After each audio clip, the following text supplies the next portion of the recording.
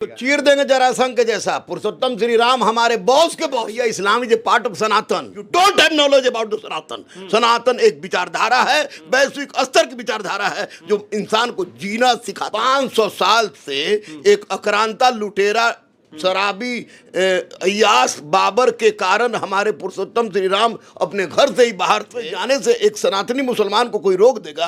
कुछ भी। सनातनी मुसलमान क्या होता है? उप मुख्यमंत्री तेजस्वी यादव जी कहते हैं कि भाई हम राम जी के पास हो या कहे जाएंगे, हमारे घर वो मंदिर है, या चोट लगेगा तो पहले हॉस्पिटल जाइएगा कि पहले मंदिर जाइएगा। भगवान की भक्ति गुलामी है तो इस तरह के व्यक्ति को कम से कम शिक्षा मंत्री का संबोधित मत कीजिए। हेलो फ्रेंड्स, मेरा नाम सनोज कुमार यादव है और आप देख रहे हैं नेशन रिएक्शन चैनल पे।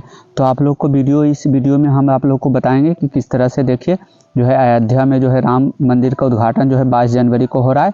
उसमें जो है रहमान सर को आमंत्रित किया गया है, जो कि एक मुस्लिम टीचर हैं पटना के, और ये जो है फेमस टीचर हैं। ऐसा कोई नहीं जो कि कोई फेमस टीचर नहीं है, जो ये जो है हनुमान जी का भक्त है, ये फेमस टीचर। ऐसा बात नहीं कि इनको कोई नहीं जानता है, सभी कोई जानते हैं। तो इनको दिया गया है, आमंत्रित किया गया है कि आप लोग को आना है। तो एक मुस्लिम है, इसके चलते थोड़ा सा विवाद भी हो सकता है। तो आप लोग वीडियो को देखिएगा और वीडियो में कमेंट करके आप लोग बताइएगा कि आप लोग को क्या क्या राय है, और हम कमेंट देखेंगे कि आप लोग का क्या है। कोई भी हो, हिंदू हो या मुस्लिम हो, जो भी हो, आप लोग अपना कमेंट ज़रूर करके बताइएगा। चलिए तो वीडियो स्टार्ट करते हैं और आप लोग देखिएगा और हमें ज़रूर कमेंट करके बताइएगा। और चैनल पे नए होंगे तो चैनल को सब्सक्राइब जरूर कर लीजिएगा। तो चलिए वीडियो स्टार्ट करते हैं। रहमान सर को अयोध्या से निमंत्रण आया है। प्रभु श्री रामचंद्र जी का प्राण प्रतिष्ठान होने वाला है 22 जनवरी को, और यहाँ पटना से अब रहमान सर भी जाएंगे। निमंत्रण आया है। अरे हाँ भैया, निमंत्रण आया। कामेश्वर चौपाल सर खुद। डर नहीं लगता है? जाइएगा, रहमान सर नाम है आपका, प्रभु श्री रामचंद्र जी के प्राण प्रतिष्ठान में जाइएगा। क्यों डर क्यों? बहुत सारा जो पॉलिटिकल मैटर चल रहा है, कुछ लोगों को निमंत्रण नहीं मिला है तो नेताजी खिसियाल है। कुछ लोग कह रहे हैं कि भाई जो है दूसरे धर्म के लोग कैसे आ जाएंगे। जो बोलेगा उसको चीर देंगे जरासंध के जैसा। पुरुषोत्तम श्री राम हमारे बॉस के बॉस हैं। हाँ। आज इसका हमारे बॉस जानते कौन है ना? हाँ। बजरंग बली। हाँ। आज जिसके साथ बजरंग बली होता है वो किसी से नहीं डरता है। हाँ। इतना याद रखिए, मुझे किसी से डर की ये नहीं है। बजाते हम लोग मस्जिद जा रहे हैं, आज जो रास्ता मिलेगा पुरुषोत्तम श्री राम करने का विरोध करने में, वो खत्म करते चल जाएंगे। अपना उग्र रहिएगा। उग्र नहीं रहेंगे। मान ले कोई हमको डिस्टर्ब करेगा तो उसको चुम्मा लेंगे। हाँ। हम जा रहे हैं आराध्य देव के पास दर्शन करने। 500 साल से एक आक्रांता लुटेरा शराबी अय्याश बाबर के कारण हमारे पुरुषोत्तम श्री राम अपने घर से ही बाहर थे। तो वैसी परिस्थिति में 500 साल बाद अगर उनका प्राण प्रतिष्ठा हो रहा है और उसमें जाने से एक सनातनी मुसलमान को कोई रोक देगा?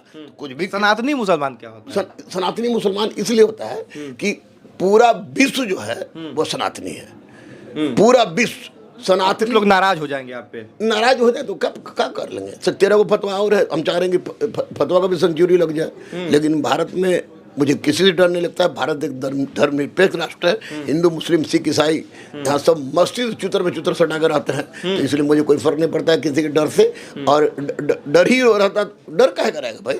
यह सब आसमान आने जीवन मृत्यु सब ईश्वर के हाथ में, इसलिए मुझे कोई। बड़ा पॉलिटिक्स हो रहा है राम मंदिर को लेके, इसको कहाँ तक गुरु रहमान सर जो है देखते हैं कि किस तरह से देखते हैं कि मतलब मंदिर के नाम पे इतना पॉलिटिक्स होना चाहिए, जो है प्राण प्रतिष्ठान के नाम पे इतना पॉलिटिक्स होना चाहिए? नहीं, जो भी उससे हमको कोई लेना देना नहीं कि कौन क्या कर रहा है क्या नहीं कर रहा है मंदिर के नाम पर। लेकिन एक सबसे बड़ी बात है कि पूरे गर्व का विषय है, हिंदुस्तान के जर्रा जर्रा के लिए गर्व का विषय है कि पुरुषोत्तम श्री राम का प्राण प्रतिष्ठा हो रहा है।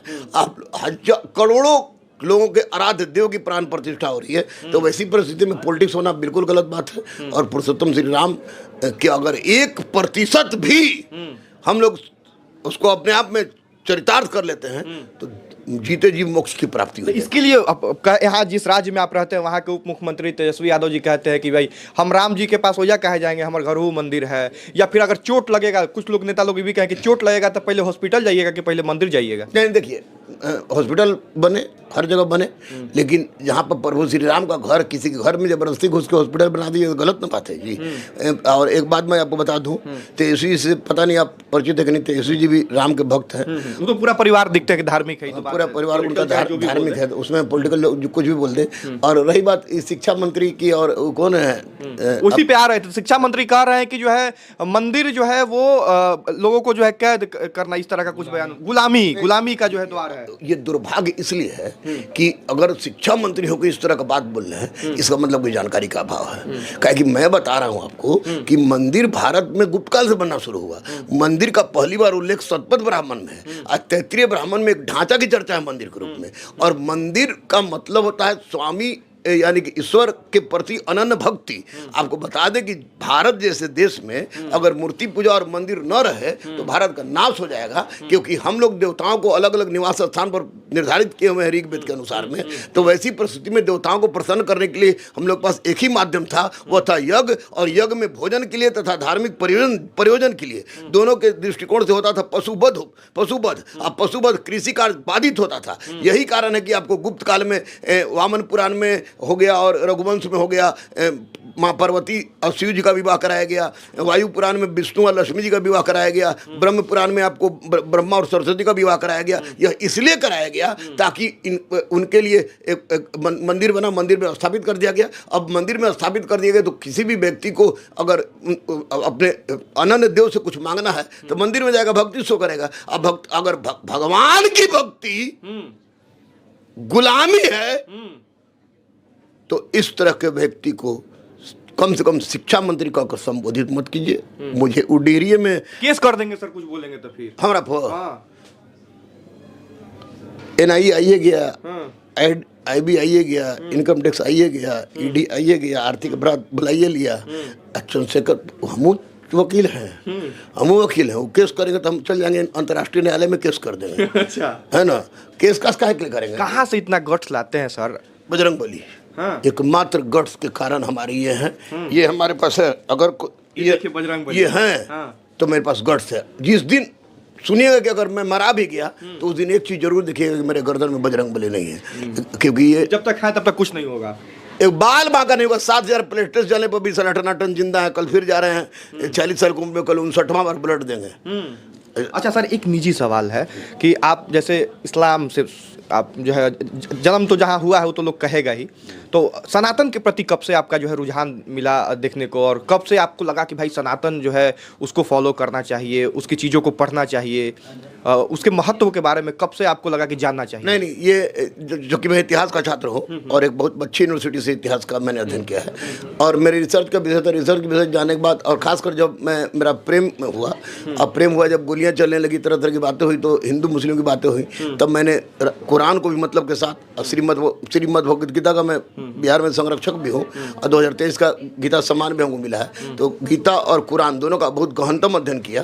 यानी रहमान सर इस्लाम और सनातन दोनों को फॉलो करते हैं? अरे भैया, इस्लाम इज ए पार्ट ऑफ सनातन।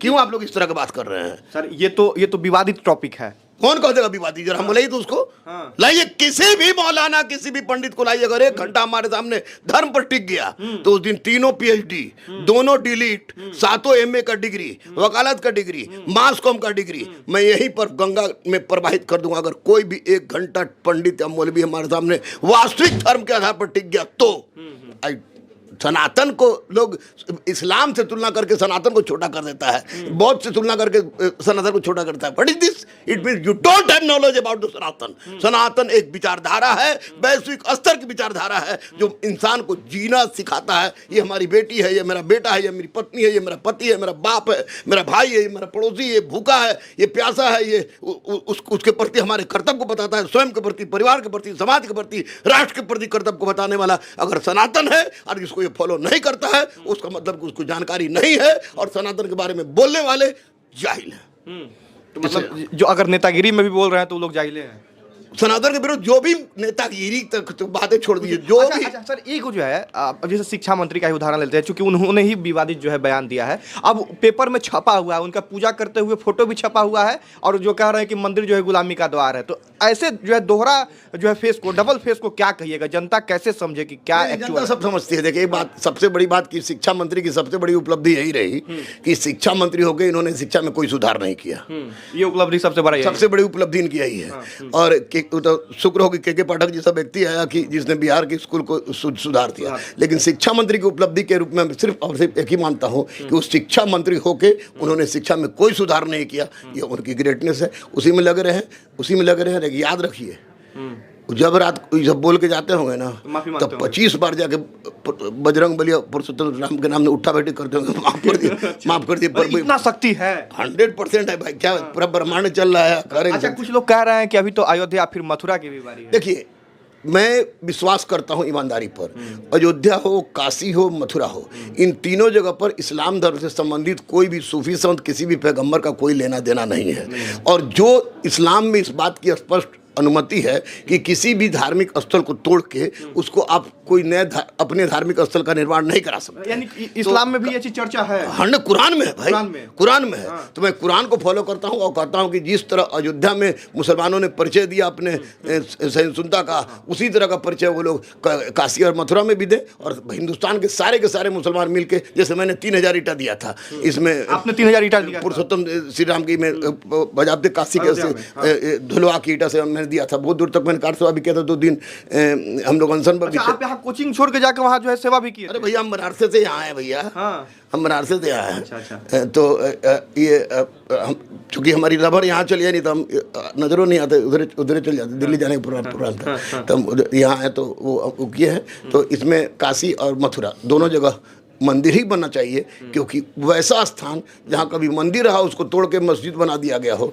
वहाँ पर नमाज जायज नहीं। यानी जो जिसका है पौराणिक काल से उसको दे दीजिए, दिया जाए। बाकी